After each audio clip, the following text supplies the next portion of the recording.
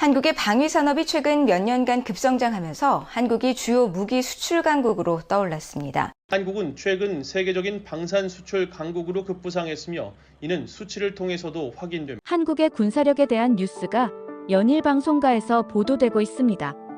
미국 국방고등연구계획국 다르파 수석 연구원인 에릭 밀러는 한국의 군사력이 미국이 알던 수준을 완전히 뛰어넘었다고 증언했습니다. 일주일간 한국의 군사시설을 직접 방문해 조사했다는데요. 그가 가장 먼저 주목한 것은 KF-21 전투기였고, 미국 정보국은 이를 단순한 4.5세대 전투기로 대수롭지 않게 생각했지만 실제로는 미국의 F-35와 견줄 수 있는 성능을 갖추고 있다고 합니다. 특히 주목할 점은 폴란드와 루마니아 등 나토 회원국들이 한국 무기를 대량으로 구매하고 있다는 사실입니다. 미 국방부 고위 관계자는 세계 군사 질서가 재편되고 있으며 그 중심에 한국이 있다고 밝혔습니다. 밀러 연구원의 한국 방문기를 독점 입수했습니다. 이제 그의 증언을 통해 한국 군사력의 실체를 자세히 살펴보겠습니다. 저는 에릭 밀러입니다.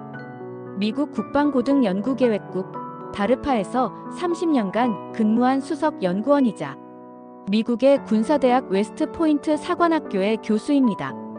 제 전문 분야는 미래 전장 예측과 첨단 무기 개발입니다. 얼마 전 저에게 펜타곤에서 특별 임무가 내려왔습니다. 한국의 군사력을 조사하라는 것이었습니다. 솔직히 처음엔 별 기대가 없었습니다. 한국은 우리 미국의 군사기술에 의존하는 동맹국이라 생각했으니까요. 지금 생각하면 얼마나 오만했는지 모르겠습니다. 인천공항에 도착했을 때 느낌이 달랐습니다. 러시아, 중국, 일본과 같은 군사 강국들을 조사해봤지만 한국은 다른 느낌이었습니다. 스마트하고 젊은 엔지니어들, 미래지향적인 사고방식이 공기 중에 느껴졌죠. 첫 방문지는 경상남도 사천의 한국항공우주산업 KAI였습니다. KF-21 보람의 전투기의 개발 현장이었습니다. 미국 내에서는 KF-21을 단순히 4.5세대 전투기로 평가하고 있었습니다. 솔직히 저도 그렇게 생각했죠. 하지만 직접 본 현실은 완전히 달랐습니다. KAI의 젊은 엔지니어 박지훈 씨가 저를 안내했습니다. 밀러 박사님, 우리 KF-21은 이미 천소티 무사고 시험 비행을 기록했습니다. 이 말에 저는 깜짝 놀랐습니다. 미국의 F-35도 개발 초기에 이런 완벽한 기록은 없었습니다. 경납고에 들어서자 우아한 곡선의 회색 전투기가 눈앞에 나타났습니다. 이게 KF-21입니까? 제가 물었습니다. 박지훈 씨는 자랑스러운 미소를 지으며 고개를 끄덕였죠. 네, 우리의 자랑 보라매입니다. 미국의 정보 분석가들은 KF-21을 스텔스 성능이 떨어지는 4.5세대로 평가했습니다. 하지만 기체 설계를 자세히 살펴보니 분명한 5세대 스텔스 기술이 적용되어 있었습니다. 레이더 반사 단면적을 최소화하는 각도, 무기 내부 장착, 적외선 신호 감소 기술까지요. 이건 스웨덴 그리펜이나 프랑스 라팔과는 차원이 다른데요? 제가 놀라서 말했습니다. 박지훈 씨는 고개를 끄덕였습니다. 네, 우리는 처음부터 5세대를 목표로 했습니다. 다만 경제적 이유로 단계적으로 개발하고 있을 뿐이죠. 놀라운 것은 AESA 레이더였습니다. 한화 시스템이 개발한 이 레이더는 미국 노스롭 그루먼의 최신 레이더와 견줄만 했습니다. 이 레이더는 100% 한국 기술입니까? 제가 물었죠. 네, 원천 기술부터 모두 우리 손으로 개발했습니다. 이 대답에 저는 충격을 받았습니다. 미국, 러시아, 유럽만이 가능하다고 생각했던 AESA 레이더를 한국이 독자 개발했다니요. 더 놀라운 것은 아직 나오지도 않았습니다. 밀러 박사님, 이쪽으로 오세요. 박지훈 씨는 저를 시뮬레이션 룸으로 안내했습니다. 그곳에서 저는 한국이 개발 중인 유무인 복합 체계를 보게 되었죠. KF-21이 모함이 되어 여러 대의 무인기를 통제하는 시스템이었습니다.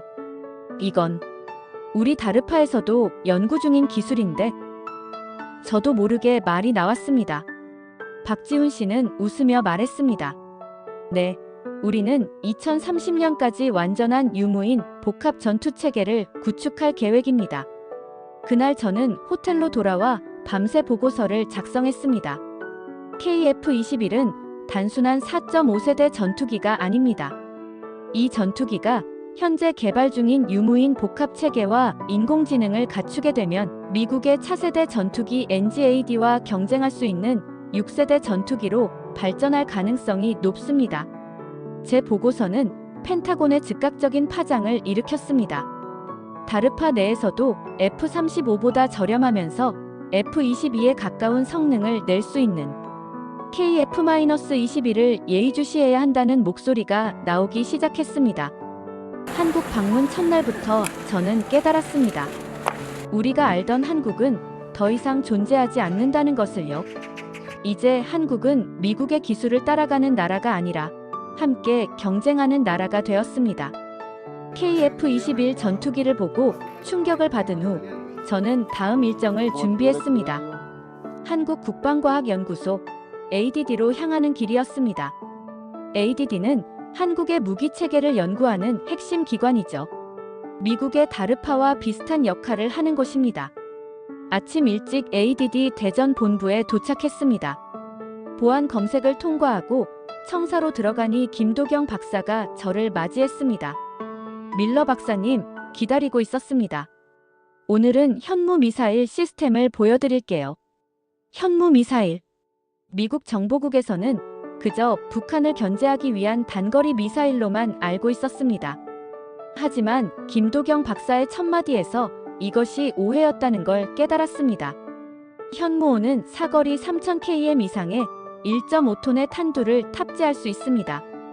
김도경 박사가 자랑스럽게 말했습니다. 저는 귀를 의심했죠. 3000km라고요?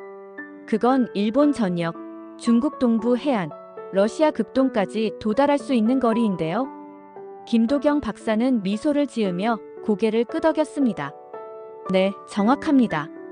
우리는 이미 1500여 기의 다양한 현무 미사일을 실전 배치했습니다. 저는 숨이 막혔습니다. 이건 단순한 방어 무기가 아니었습니다. 전략적 타격 능력을 갖춘 무기였죠. 미국은 미사일 기술 통제 체제 MTCR을 통해 동맹국들의 미사일 개발을 제한해왔습니다. 그런데 한국은 이러한 제약을 뛰어넘어 독자적인 기술을 발전시켰던 거예요. 김도경 박사는 저를 시험장으로 안내했습니다. 오늘은 운이 좋으시네요. 현무5의 벙커버스터 성능 시험이 있는 날입니다. 넓은 시험장에 도착하자 멀리 인공 벙커가 보였습니다. 두께 6m의 철근 콘크리트로 만들어진 구조물이었습니다. 러시아, 중국, 북한의 지하 핵시설을 모사한 것이죠. 이 벙커는 대부분의 재래식 무기로는 파괴할 수 없습니다. 김도경 박사가 설명했습니다. 심지어 미국의 GBU-57 대형 관통 폭탄도 완전히 파괴하기 어렵죠. 안전 대피소로 이동한 후 카운트다운이 시작됐습니다. 5, 4, 3, 2, 1. 멀리서 현무-5가 발사되는 모습이 보였습니다. 우아하게 하늘로 솟아오른 미사일은 곧 급강하하며 벙커를 향해 돌진했습니다. 그 순간 땅이 흔들렸습니다. 귀를 찢는 굉음과 함께 벙커가 폭발했습니다. 엄청난 충격파가 저를 뒤로 밀어냈죠. 연기가 거치고 먼지가 가라앉자 그 자리에는 거대한 구멍만 남아 있었습니다. 놀랍군요. 김도경 박사가 만족스러운 표정으로 말했습니다. 현무-5는 초고속 침투 기능이 있어 어떤 지하시설도 파괴할 수 있습니다. 충격을 받은 저는 말을 잇지 못했습니다. 미국의 벙커버스터보다 더 강력한 성능이었습니다. 그것도 한국이 독자 개발한 기술로 말이죠. 이 기술은 어떻게 개발하셨나요? 제가 겨우 입을 열었습니다. 김도경 박사는 자신감 넘치는 표정으로 답했습니다. 20년 전부터 차근차근 기술을 쌓아왔습니다. 미국의 도움 없이요. 점심시간에 김도경 박사는 현무 미사일 계열의 전체 구성을 설명해 주었습니다. 현무-2는 탄도 미사일, 현무3은 순항미사일, 현무4는 대형 탄두 미사일이었습니다. 그리고 현무5는 모든 기술의 집약체였죠. 우리는 왜 이런 강력한 미사일을 개발했을까요? 저는 궁금했습니다. 김도경 박사의 대답은 간단했습니다. 북한과 중국의 위협 때문입니다. 우리는 핵무기가 없으니 그에 상응하는 재래식 억제력이 필요했죠. 오후에는 현무 미사일의 생산 라인을 방문했습니다. 놀랍게도 완전 자동화된 생산 시스템이 미사일을 조립하고 있었습니다. 우리는 연간 수백 기의 미사일을 생산할 수 있습니다. 김도경 박사가 말했죠. 마지막으로 지휘통제센터를 방문했습니다. 여기서는 모든 현무 미사일의 발사를 제어할 수 있었습니다. 발사 결정부터 타격까지 5분이면 충분합니다. 김도경 박사의 말에 저는 다시 한번 놀랐죠. 호텔로 돌아온 저는 즉시 펜타곤의 보고서를 작성했습니다. 한국의 현무 미사일 체계는 우리가 알고 있던 것보다 훨씬 강력합니다. 이는 단순한 방어 무기가 아니라 동북아 전역을 통제할 수 있는 전략적 타격 능력입니다. 보고서를 전송한 후 창밖을 바라보며 생각했습니다. 한국은 핵무기 없이도 주변 강대국을 견제할 수 있는 힘을 갖게 된 것이었습니다. 이것은 동북아 군사 균형의 완전한 변화를 가져올 게임 체인저였죠. 어쩌면 미국은 한국의 미사일 기술 발전을 너무 오래 간과했던 것 같습니다. 이제 그 기술은 통제할 수 없는 수준으로 성장해버렸습니다. 우리는 이제 한국을 단순한 동맹국이 아닌 독자적인 군사력을 가진 강국으로 인정해야 할 시점에 이른 것이었습니다. 다음 날의 일정을 준비하며 저는 한국의 또 다른 군사 기술들이 어떤 수준인지 더욱 궁금해졌습니다. 이제 한국의 어떤 무기 체계도 과소평가할 수 없다는 것을 깨달았습니다. 현무 미사일의 엄청난 위력을 목격한 다음 날, 저는 다시 한국항공우주산업 KAI를 방문했습니다. 이번에는 FA-50 경전투기에 대해 알아보기 위해서였습니다. 미국 내에서는 FA-50을 그저 가벼운 훈련용 전투기 정도로만 평가하고 있었습니다. 그런데 제가 들은 이야기로는 이 전투기가 세계 시장에서 상당한 인기를 끌고 있다는 거였죠. KAI 공장에 도착하자 이번에는 이민수 부장이 저를 맞이했습니다. 밀러 박사님, 오늘은 우리의 자랑 FA-50을 소개해 드리겠습니다. 넓은 경납고로 들어서자 몇 대의 FA-50이 정렬해 있었습니다. 작지만 날렵한 모습의 전투기들이었습니다. 멀리서 보면 미국의 F-16을 축소한 듯한 느낌이었죠. 요즘 FA-50의 해외 수출이 활발하다고 들었습니다. 제가 물었습니다. 이민수 부장은 자랑스러운 표정으로 고개를 끄덕였습니다. 네, 현재 폴란드의 48대, 말레이시아의 18대, 필리핀의 12대를 비롯해 여러 국가와 수출 계약을 체결했습니다. 저는 놀랐습니다. 폴란드는 나토 회원국이자 미국의 중요한 동맹국이었습니다. 그런 나라가 미국이 아닌 한국의 전투기를 대량으로 도입한다는 사실이 충격적이었죠. 폴란드는 왜 미국의 F-16이나 F-35가 아닌 FA-50을 선택했나요? 제가 궁금해서 물었습니다. 이민수 부장의 대답은 간단했습니다. 가성비입니다. FA-50은 F-16의 70% 성능을 30%의 가격으로 제공하거든요. 가격 경쟁력. 이것이 한국 무기가 세계 시장에서 빠르게 점유율을 높이는 비결이었습니다. 미국의 F-35 한 대가 약 8천만 달러인 반면 FA-50은 3천만 달러도 채 되지 않았습니다. 게다가 유지 보수도 훨씬 쉽고 저렴했죠. 이민수 부장은 저를 FA-50의 성능 개량 프로그램을 보여주는 시뮬레이션실로 안내했습니다. 현재 우리는 FA-50 블록 20이라는 개량형을 개발 중입니다. 그의 설명이 이어졌습니다. 암남 공대공 미사일, AESA 레이더, 더 강력한 엔진을 탑재할 예정이죠. 스크린에 나타난 개량형 FA-50의 성능 지표를 보고 저는 다시 한번 충격을 받았습니다. 이건 더 이상 경전투기가 아니었습니다. 완전한 전투기였죠. 미국의 F-16V, 유럽의 라팔, 스웨덴의 그리펜과 정면으로 경쟁할 수 있는 수준이었습니다. 이 정도 성능이라면 5세대 전투기를 제외한 거의 모든 전투기와 맞설 수 있겠는데요? 제가 말했습니다. 이민수 부장은 웃으며 고개를 끄덕였습니다. 맞습니다. 우리의 목표는 FA-50을 적은 비용으로 최대의 효과를 내는 전투기로 만드는 것이죠. 이어서 저는 실제 FA-50의 조종석에 앉아볼 기회를 가졌습니다. 내부는 놀라울 정도로 현대적이었습니다. 대형 디스플레이, 첨단 항법 장비, 직관적인 인터페이스까지 미국의 최신 전투기와 비교해도 전혀 뒤지지 않았죠. 조종사들의 평가는 어떤가요? 제가 궁금해서 물었습니다. 이민수 부장의 대답은 자신감이 넘쳤습니다. 폴란드 조종사들은 FA-52 미그-29보다 조종이 쉽고 성능은 동등하다고 평가했습니다. 게다가 유지 보수는 훨씬 간단하고요. 이어서 우리는 FA-50 생산 라인을 방문했습니다. 현대화된 자동화 시스템이 전투기를 조립하고 있었습니다. 우리는 월 4대의 FA-50을 생산할 수 있습니다. 이민수 부장이 자랑스럽게 말했죠. 이 속도라면 폴란드의 48대 주문도 1년 내에 완료할 수 있습니다. 생산 속도. 이건 역시 한국 방산의 경쟁력이었습니다. 미국이나 유럽의 방산 기업들은 주문부터 인도까지 수년이 걸리는 경우가 많았습니다. 하지만 한국은 놀라울 정도로 빠른 인도 속도를 자랑했죠. 이민수 부장은 FA-50의 수출 현황을 자세히 설명해 주었습니다. 현재 우리는 아르헨티나, 말레이시아, 태국과도 추가 계약을 논의 중입니다. 특히 동유럽과 동남아시아 국가들의 관심이 높아요. 이 말은 심각한 의미를 담고 있었습니다.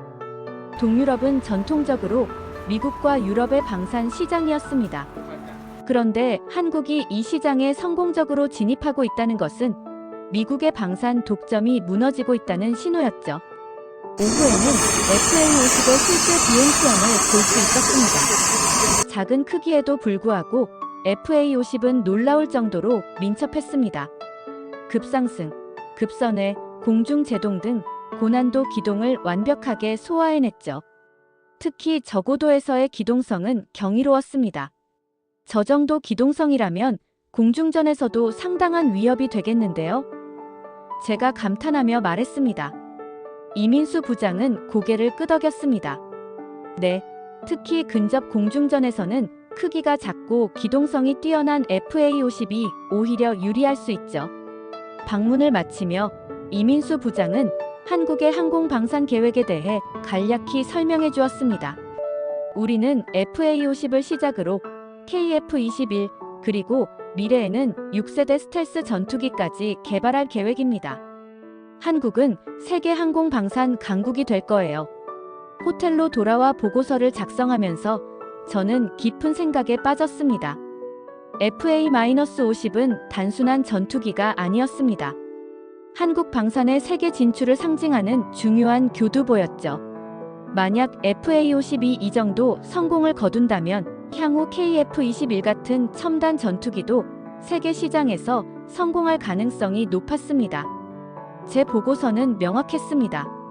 FA-50은 미국의 F-16V, 유럽의 라팔, 그리펜을 위협할 정도로 빠르게 발전하고 있다. 한국이 이 정도 전투기를 수출할 수 있다면 향후에는 본격적인 5세대 스텔스 전투기까지 수출할 가능성이 높다. 밤새 생각했습니다. 미국은 방산 시장에서 한국을 더 이상 작은 경쟁자로 여겨서는 안 됐습니다. 한국은 이미 세계 방산 시장의 거인으로 성장하고 있었습니다. FA-50의 놀라운 성능을 확인한 다음 날, 저는 서울 근교의 한 비밀 연구시설로 향했습니다. 국방과학연구소의 무인체계 연구센터였습니다. 이곳은 한국군의 미래 전력인 드론봇 전투체계를 개발하는 곳이었습니다. 보안 검색을 마치고 들어서자 최지원 박사가 저를 맞이했습니다. 밀러 박사님, 환영합니다. 오늘은 저희가 개발 중인 드론 기술을 보여드리겠습니다. 최지원 박사는 30대 중반의 젊은 연구원이었습니다.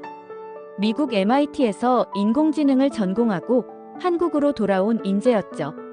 그의 눈빛에서 자신감이 넘쳐 보였습니다. 저희 센터는 어떤 이미지를 갖고 계신가요? 최지원 박사가 물었습니다.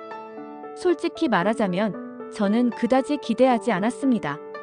미국의 다르파가 20년 넘게 연구해온 분야였으니까요. 글쎄요, 정찰용 드론 정도를 개발하고 계신다고 생각했습니다. 최지원 박사는 미소를 지으며 고개를 저었습니다.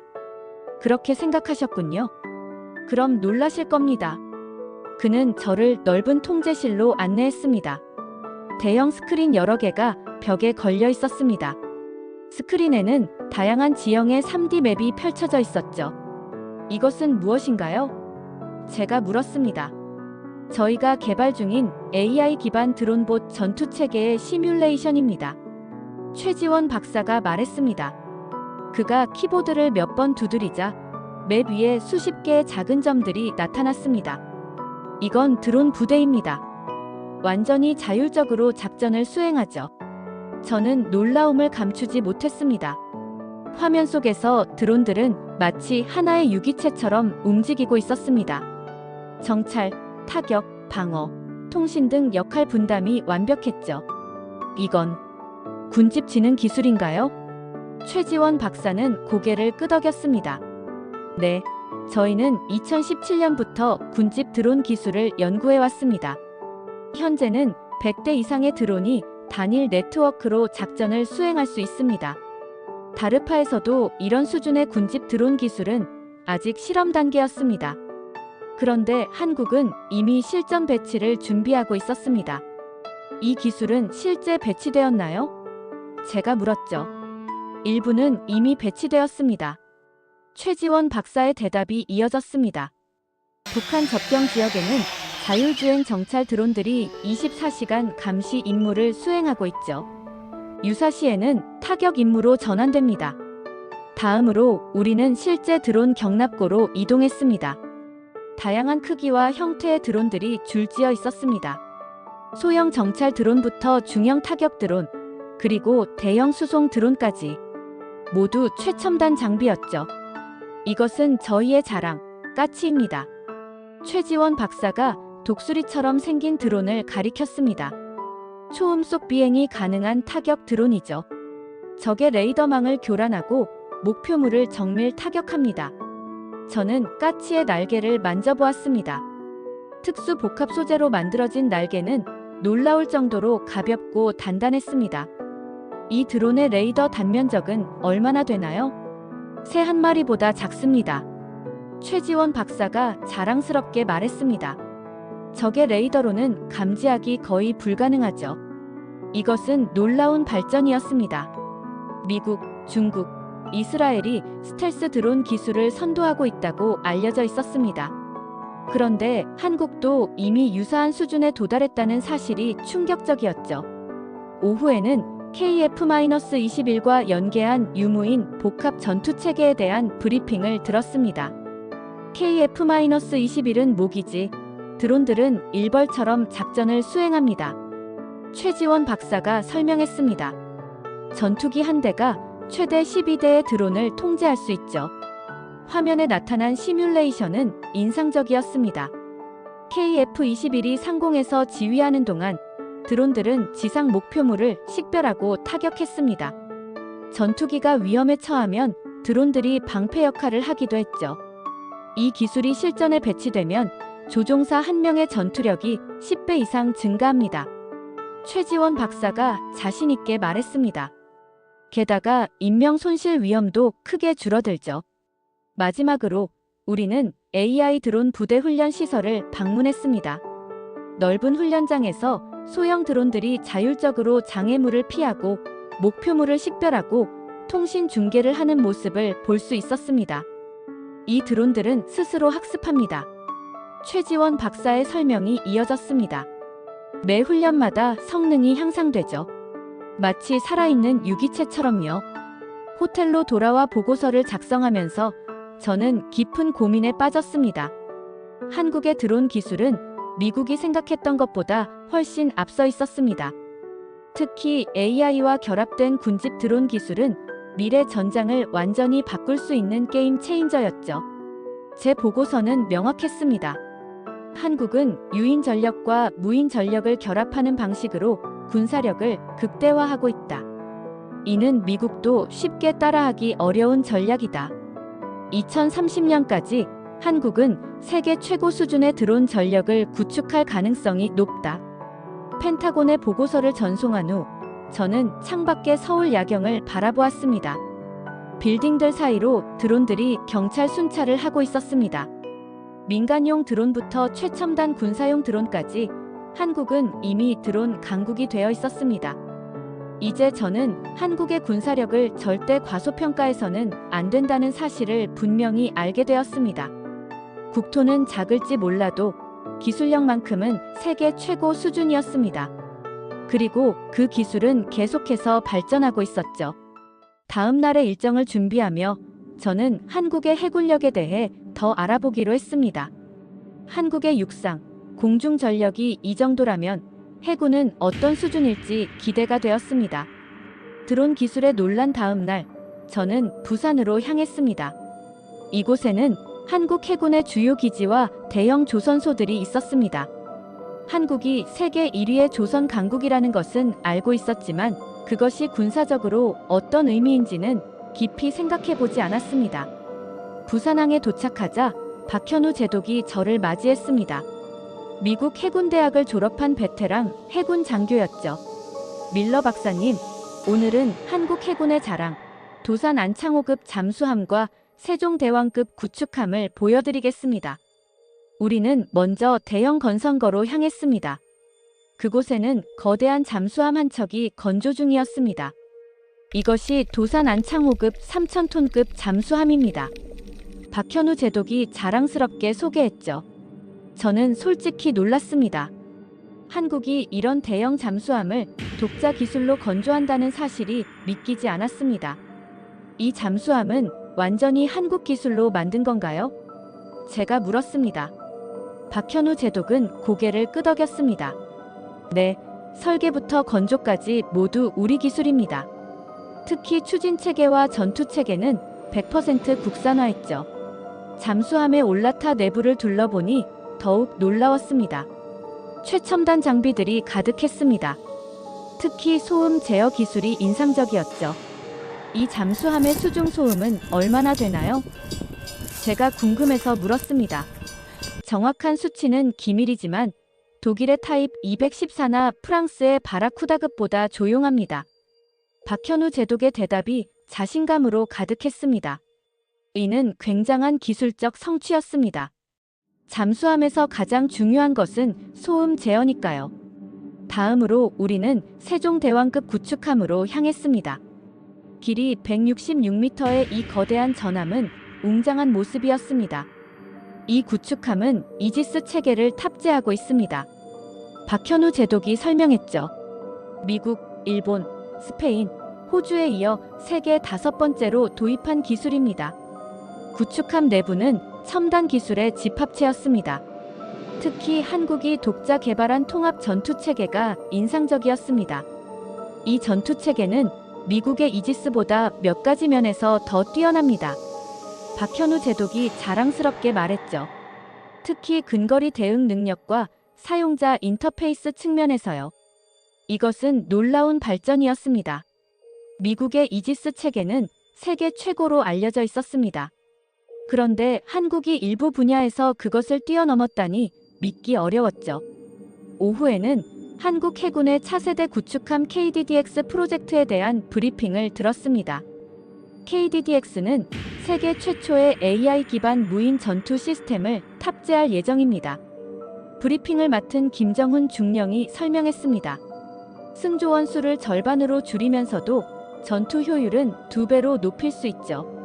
제가 놀란 것은 KDDX의 스텔스 성능이었습니다. 선체 설계부터 레이더 흡수 소재까지 모든 면에서 미국의 중왈트급 구축함과 유사했습니다. 그런데 건조 비용은 절반에 불과했죠. 어떻게 이런 고성능 함정을 이렇게 저렴한 비용으로 건조할 수 있나요? 제가 궁금해서 물었습니다. 김정훈 중령의 대답은 간단했습니다. 우리는 세계 최고의 조선 기술을 가지고 있기 때문입니다. 효율적인 생산 시스템과 높은 기술력이 비용을 낮추죠. 더 놀라운 것은 미 해군이 한국 조선소와 협력하고 있다는 소식이었습니다. 현재 미 해군은 한국의 현대중공업과 함정건조 협력을 논의 중입니다. 박현우 제독이 말했습니다. 미국도 저희의 조선 기술을 높이 평가하고 있죠. 이것은 굉장한 반전이었습니다. 미국이 외국 기업에 군함 건조를 맡기는 경우는 거의 없었습니다. 그런데 한국 기업과 협력한다는 것은 한국의 조선 기술이 미국보다 앞서 있다는 것을 인정하는 셈이었죠. 마지막으로 우리는 한국의 해상 전력 발전 계획에 대한 전략 브리핑을 들었습니다. 2030년까지 한국 해군은 경항공모함, 3만 톤급 대형 상륙함, 그리고 4천 톤급 원자력 추진 잠수함을 실전 배치할 계획입니다. 박현우 제독의 설명이 이어졌습니다. 이 계획이 실현된다면 한국 해군은 아시아에서 일본, 중국에 이어 세 번째 강국이 될 것이었습니다. 어쩌면 기술적 측면에서는 가장 앞서게 될지도 모르죠. 호텔로 돌아와 보고서를 작성하면서 저는 미국이 한국과의 해군 협력을 강화하려는 진짜 이유를 깨달았습니다. 그것은 단순히 동맹 강화가 아니었습니다. 한국의 앞선 조선 기술을 활용하기 위해서였죠. 제 보고서는 명확했습니다. 한국의 함정 건조 기술은 여러 면에서 미국을 앞서고 있다. 특히 생산 효율성과 비용 대비 성능 측면에서 그렇다. 미 해군은 한국과의 기술 협력을 강화해야 한다. 보고서를 마무리하며 저는 덧붙였습니다. 한국이 미국보다 우수한 조선 기술을 갖고 있다는 사실을 이제야 깨닫다니 우리는 너무 늦었다. 펜타곤의 보고서를 전송한 후 저는 부산항의 야경을 바라보았습니다. 불빛 아래 거대한 선박들이 건조되고 있었습니다. 그 배들은 곧 세계 바다를 누비게 될 것이었죠. 한국의 기술력이 만들어낸 위대한 함선들이요. 다음 날 저는 한국방위산업연구소로 향했습니다. 지금까지 본 모든 것들이 저에게 한 가지 질문을 던졌습니다. 어떻게 한국은 이렇게 빠르게 군사기술을 발전시킬 수 있었을까? 그 답을 찾기 위해 저는 한국의 방산 연구 현장을 직접 확인하기로 했습니다. 부산의 해군 기지를 떠난 다음 날 저는 대전으로 향했습니다. 한국의 실리콘밸리라 불리는 대덕 연구단지가 있는 곳이었습니다. 이곳에는 국방과학연구소를 비롯한 주요 방산 연구기관들이 모여 있었습니다. 제 방문 목적은 명확했습니다. 한국의 방위산업 기술력이 어떻게 이렇게 빠르게 성장할 수 있었는지 그 비결을 찾아내는 것이었죠. 그리고 다르파와 한국 연구소들 사이의 협력 관계를 조사하는 것이었습니다. 대덕 연구단지에 도착하자 이현승 박사가 저를 맞이했습니다. 그는 한국방위산업진흥회의 수석 연구원이었습니다. 밀러 박사님, 저희 연구단지에 오신 것을 환영합니다. 오늘은 한국방산 기술의 핵심을 보여드리겠습니다. 이현승 박사는 먼저 저를 방산기술박물관으로 안내했습니다. 이곳에는 한국방산의 역사가 전시되어 있었습니다. 우리는 1970년대에는 M16 소총도 제대로 만들지 못했습니다. 이현승 박사가 설명했죠. 그런데 지금은 세계 최첨단 무기체계를 개발하는 수준이 됐습니다. 놀라운 발전 속도였습니다. 불과 50년 만에 기술 수입국에서 기술 수출국으로 탈바꿈한 거였습니다. 어떻게 이렇게 빠르게 성장할 수 있었나요? 제가 물었습니다. 이현승 박사는 세 가지 요인을 꼽았습니다. 첫째, 강력한 정부 지원입니다. 둘째, 민간 기업과의 긴밀한 협력이죠. 셋째, 세계 최고 수준의 인재들입니다. 이어서 저희는 인공지능 연구센터로 향했습니다. 이곳에서는 군사용 AI 시스템을 개발하고 있었습니다. 우리는 전장에서 인간의 판단을 지원하는 AI를 개발 중입니다. 센터장 김미영 박사가 설명했죠. 현재 미국의 다르파와 공동 연구도 진행 중이고요. 이 말을 듣고 저는 깜짝 놀랐습니다. 다르파에서 한국과 공동 연구를 진행한다는 이야기는 들은 적이 없었습니다. 어떤 프로젝트인가요? 제가 물었습니다. 자율주행 전투 시스템의 윤리적 알고리즘 개발입니다. 김미영 박사가 대답했습니다. AI가 언제 공격하고 언제 멈춰야 하는지를 판단하는 알고리즘이죠. 이것은 다르파에서도 가장 중요하게 생각하는 연구 분야 중 하나였습니다. 인공지능 무기의 윤리적 사용은 미래 전쟁의 핵심 문제였으니까요. 그런데 한국과 이런 연구를 공동으로 진행한다는 것은 한국의 AI 기술을 높이 평가한다는 의미였습니다. 다음으로 저희는 센서 기술 연구소로 향했습니다. 이곳에서는 세계 최첨단 레이더와 적외선 센서를 개발하고 있었습니다. 저희 센서는 F-35에 탑재된 센서보다 해상도가 30% 높습니다. 연구소장 박태준 박사가 자랑스럽게 말했죠. 제가 의아한 표정을 지으니 박태준 박사는 실제 테스트 결과를 보여주었습니다. 정말로 한국의 센서가 더 선명한 영상을 제공했습니다. 이 기술은 어디에 적용되나요? 제가 물었습니다. KF-21 전투기와 현무 미사일에 탑재됩니다. 박태준 박사가 답했습니다. 그리고 다르파에서도 이 기술에 관심을 보이고 있죠. 또다시 다르파와의 연결고리가 나왔습니다. 이제 저는 확실히 알았습니다. 다르파가 한국의 기술에 깊은 관심을 갖고 있다는 사실을요. 오후에는 한국의 초정밀 미사일 기술 연구소를 방문했습니다. 이곳에서는 오차 범위 20cm 이내의 정밀 타격 시스템을 개발하고 있었습니다. 이 정도 정확도라면 세계 최고 수준인데요. 제가 감탄했습니다. 연구소장 이준호 박사는 고개를 끄덕였습니다. 네, 현재 이 정도 정확도를 가진 미사일은 미국과 이스라엘, 그리고 저희뿐입니다. 이어서 저희는 우주방산연구센터로 향했습니다. 이곳에서는 군사위성과 우주감시 시스템을 개발하고 있었습니다. 저희는 2030년까지 독자적인 군사위성망을 구축할 계획입니다. 센터장 최영철 박사가 설명했죠. 현재 다르파와 위성통신 암호화 기술을 공동 연구 중이고요. 세 번째로 다르파와의 협력이 언급되었습니다. 이제는 확실했습니다. 다르파는 한국을 단순한 기술 수입국이 아닌 동등한 연구 파트너로 인정하고 있었습니다. 하루 종일 연구시설을 둘러본 후 저는 이현승 박사와 저녁 식사를 했습니다. 솔직히 말씀드리자면 저는 한국의 기술력이 이 정도일 줄 몰랐습니다. 제가 고백했습니다. 이현승 박사는 미소를 지었습니다. 많은 분들이 그렇게 생각하십니다. 하지만 우리는 이미 몇몇 분야에서 세계 최고 수준에 도달했습니다. 호텔로 돌아와 보고서를 작성하면서 저는 다르파와 한국 연구소 간의 협력 관계를 더 자세히 조사했습니다. 놀랍게도 최근 3년간 20개 이상의 공동 연구 프로젝트가 진행되고 있었습니다. 이는 미국이 영국이나 호주와 진행하는 수준과 맞먹는 규모였죠. 제 보고서는 명확했습니다. 한국의 방위산업 기술은 미국이 인정할 수준에 도달했다. 다르파도 한국과의 협력을 강화하고 있으며 초정밀, 미사일 기술과 AI 기반 전투 시스템 등 일부 분야에서는 한국의 기술을 도입하는 것을 고려해야 한다. 보고서의 마지막에 저는 이렇게 적었습니다. 한국은 이제 단순한 동맹국이 아니라 독립적인 방산 강국이다. 미국은 한국과의 기술 협력을 보다 전략적인 차원에서 접근해야 한다. 펜타곤의 보고서를 전송한 후 저는 내일의 일정을 준비했습니다. 다음은 한국 무기의 수출 현황을 조사하는 차례였습니다.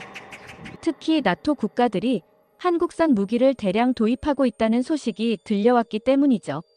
창밖으로 대전의 밤하늘을 바라보며 저는 생각했습니다. 한국은 이제 군사기술의 수입국이 아니라 수출국이 되었다. 그리고 그 추세는 계속될 것이다. 대전에서의 일정을 마친 다음 날, 저는 서울로 돌아와 특별한 회의에 참석했습니다. 한국방위사업청이 주최한 방산 수출 전략 회의였습니다. 이곳에서는 나토 국가들을 포함한 세계 각국에 대한 한국의 무기 수출 현황이 논의될 예정이었습니다. 회의장에 들어서자 놀라운 광경이 펼쳐졌습니다. 폴란드, 루마니아, 체코 등 동유럽 국가들의 대표단이 자리하고 있었습니다. 그들은 모두 나토 회원국이었죠. 한국과의 방산 협력을 논의하기 위해 모인 것이었습니다. 이종민 방위사업청장이 자리에서 일어나 환영사를 했습니다. 오늘 이 자리에 모이신 모든 분들을 환영합니다. 특히 먼 유럽에서 오신 나토 회원국 대표단께 감사드립니다. 회의가 시작되고 한국의 방산 수출 현황에 대한 발표가 이어졌습니다. 그 내용은 저를 놀라게 했습니다. 2023년 한국의 방산 수출액은 200억 달러를 돌파했습니다. 이는 5년 전보다 3배 증가한 수치입니다. 세계 방산 시장에서 한국의 점유율이 급격히 높아지고 있었습니다. 그 중에서도 나토 국가들에 대한 수출이 크게 늘어난 점이 인상적이었습니다. 발표자는 계속해서 설명했습니다. 특히 폴란드는 K2 전차 1000대, K9 자주포 600문, FA50 경전투기 48대를 포함한 대규모 계약을 체결했습니다. 계약 총액은 150억 달러에 달하죠. 이는 유럽 방산 역사상 유례없는 규모의 계약이었습니다. 무엇보다 충격적인 것은 이 계약이 미국이나 독일, 프랑스 같은 전통적인 무기 수출국이 아닌 한국과 맺어졌다는 점이었습니다. 폴란드 대표단의 야로슬라프 장군이 발언권을 얻었습니다. 우리가 한국 무기를 선택한 이유는 단순합니다. 품질은 서방 무기와 대등하면서도 가격은 저렴하고 무엇보다 인도 시기가 빠르기 때문이죠. 그의 말에 다른 나토 국가 대표들도 고개를 끄덕였습니다. 루마니아 대표는 우리도 K9 자주포 53문을 도입했습니다. 성능에 매우 만족하고 있죠. 라고 덧붙였습니다. 미국이 독점해온 나토 방산 시장에 한국이 강력한 경쟁자로 등장한 것이었습니다. 이는 세계 군사 판도의 변화를 의미했습니다. 회의장에서 미국 대표단의 표정이 어두워진 것도 당연했죠. 오후 세션에서는 더 놀라운 발표가 이어졌습니다. 현재 노르웨이, 덴마크, 핀란드 등 북유럽 국가들도 한국의 차세대 잠수함 도입을 검토 중입니다. 이 말에 저는 귀를 의심했습니다. 북유럽은 전통적으로 독일과 프랑스의 잠수함을 사용해왔습니다. 그런데 이제는 한국산 잠수함으로 눈을 돌리고 있다니 이는 한국 방산의 위상이 얼마나 높아졌는지를 보여주는 증거였습니다. 더욱 놀라운 것은 나토의 표준 무기 체계 논의였습니다. 현재 나토는 K9 자주포를 나토 표준 자주포로 지정하는 방안을 검토 중입니다. 이는 정말 획기적인 소식이었습니다. 나토는 상호 운용성을 위해 표준 무기 체계를 지정해 왔습니다. 그런데 비나토 국가인 한국의 무기 체계가 표준으로 채택된다면 이는 한국 방산의 역사적인 성취가 될 것이었죠. 회의가 끝난 후 저는 이종민 방위사업청장과 개인적인 대화를 나눌 기회를 얻었습니다. 한국 무기가 나토 시장에서 이렇게 성공할 것이라고 예상하셨나요? 제가 물었습니다. 이종민 청장은 자신감 있게 대답했습니다. 물론입니다. 우리는 10년 전부터 유럽 시장 진출을 위한 전략을 세웠죠. 품질, 가격, 인도 속도 모든 면에서 경쟁력을 갖추기 위해 노력했습니다. 그의 말에서 한국 방산의 미래 비전이 느껴졌습니다. 이는 단순한 무기 판매가 아니라 세계 군사 질서를 재편하는 거대한 전략의 일부였습니다. 저녁에는 나토 대표단과 함께하는 만찬에 참석했습니다. 그곳에서 더 많은 이야기를 들을 수 있었습니다. 폴란드의 국방차관은 우크라이나 전쟁 이후 유럽은 빠르게 무장해야 했습니다. 그런데 미국과 유럽 방산 기업들은 수년의 대기 기간을 요구했죠. 반면 한국은 몇 개월 내에 무기를 공급할 수 있었습니다. 라고 말했습니다. 이것이 바로 한국 방산의 강점이었습니다. 높은 품질, 합리적인 가격, 그리고 빠른 인도 속도까지. 이런 삼박자가 갖춰지니 세계 시장에서 성공할 수밖에 없었죠. 호텔로 돌아와 보고서를 작성하면서 저는 한국 방산의 세계적 영향력에 대해 깊이 생각했습니다. 이제 한국은 단순한 지역 강국이 아니었습니다. 세계 군사 판도를 바꾸고 있는 글로벌 플레이어였죠. 제 보고서는 명확했습니다. 한국 무기의 나토 진출은 단순한 상업적 성공을 넘어 세계 군사 균형의 변화를 의미한다. 미국은 한국과의 군사 관계를 재설정해야 한다. 펜타곤의 보고서를 전송한 후 저는 창밖의 서울 야경을 바라보았습니다. 불과 70년 전 한국은 전쟁의 폐허에서 미국의 군사 원조를 받던 나라였습니다. 그런데 이제는 나토 국가들의 첨단 무기를 공급하는 군사 강국이 되었습니다. 내일은 한국 방문의 마지막 날이었습니다. 모든 조사 내용을 종합해 최종 보고서를 작성해야 했습니다. 제가 본 한국의 군사력은 미국이 알고 있던 것보다 훨씬 강력했습니다. 이제 그 사실을 정확히 보고할 차례였습니다. 한국 방문의 마지막 날이 밝았습니다. 일주일간의 조사를 통해 저는 한국 군사력의 모든 측면을 살펴보았습니다. KF-21 전투기, 현무 미사일, FA-50 경전투기, 드론 전력, 해군력, 방산 기술, 그리고 세계 시장 진출까지 모든 것이 미국의 예상을 뛰어넘는 수준이었습니다. 오늘은 최종 보고서를 작성하는 날이었습니다. 호텔방에 앉아 노트북을 펼쳤습니다. 타이핑을 시작하기 전 저는 창밖의 서울 풍경을 잠시 바라보았죠.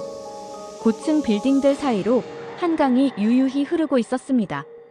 평화로운 모습이었지만 이 나라가 지닌 군사적 잠재력은 그 어느 때보다 강력했습니다. 보고서의 제목을 입력했습니다. 한국의 군사력 새로운 세계 강국의 부상. 이것은 단순한 조사 보고서가 아니었습니다. 미국의 안보 전략을 재고해야 할 필요성을 제기하는 중요한 문서였죠. 먼저 개요부터 작성했습니다. 한국은 더 이상 중견국 수준의 군사력이 아니다. 여러 분야에서 세계 최고 수준에 도달했으며 일부 영역에서는 미국을 포함한 기존 강대국들을 뛰어넘고 있다. 이어서 한국 군사력의 각 분야별 평가를 상세히 기록했습니다. KF-21은 5세대를 넘어 6세대 전투기로 발전할 가능성이 높았고 현무 미사일은 동북아 전략 균형을 바꿀 수 있는 게임 체인저였습니다. FA-50은 세계 방산 시장에서 미국과 유럽의 독점을 깨트리고 있었고 드론 기술은 미래 전장을 선도할 수준이었죠. 해군력은 특히 놀라웠습니다. 한국의 조선 기술은 미국을 앞서고 있었고 이지스함과 잠수함 기술은 세계 최고 수준이었습니다.